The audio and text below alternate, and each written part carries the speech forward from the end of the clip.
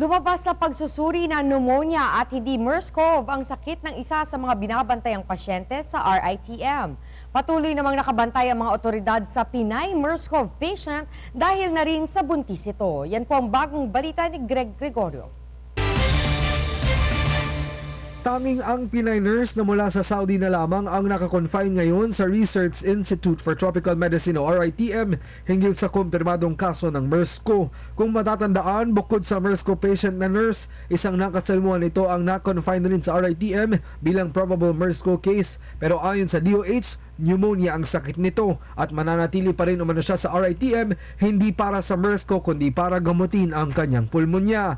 Negatibo na rin sa MERS-CoV ang isa sa dalawang persons under investigation na co-passenger nito sa Saudia Flight 860 matapos sumailalim sa ilang test, habang ang isa naman ay kailangan pang sumailalim sa ikalawang sputum test. Kung sakali muling magnegatibo ang resulta, tuluyan na siyang idedeklara bilang negative patient sa MERS-CoV. Sumatotal, isang person under investigation at ang Pinay MERS-CoV patient na lamang ang binabantayan sa bansa. May quit pa rin naman siyang tinututukan ng mga otoridad, lalo pat first time umano na may isang MERS-CoV patient na buntis. Kasi naman sa pakipag-ano natin sa mga OB, it seems naman na mukhang okay. We hope.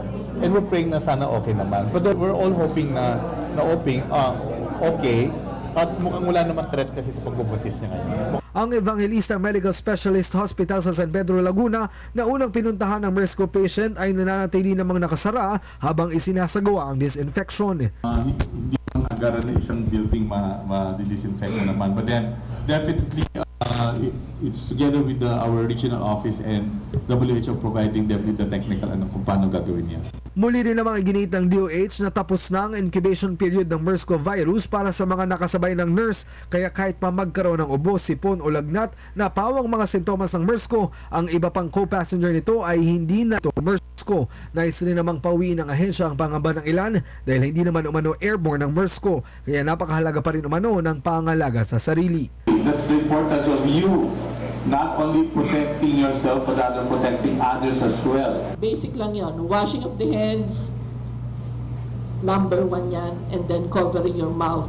When you sneeze, sobrang daming respiratory droplets ang kinakalat mo. Nanindigan rin naman ng DOH na bagamat walang kahit anumang bansa ang makapagsasabi na sila'y handa sa ganitong uri ng sakit, masasabi naman umanong may kakayahan ng Pilipinas para sa ganitong sitwasyon. The country is in a better position now to address this because of what we've experienced before. Marami naman tayong pinagdaanan na SARS, H1N1, yung threat ng Ebola. Greg Gregorio, News Team 13.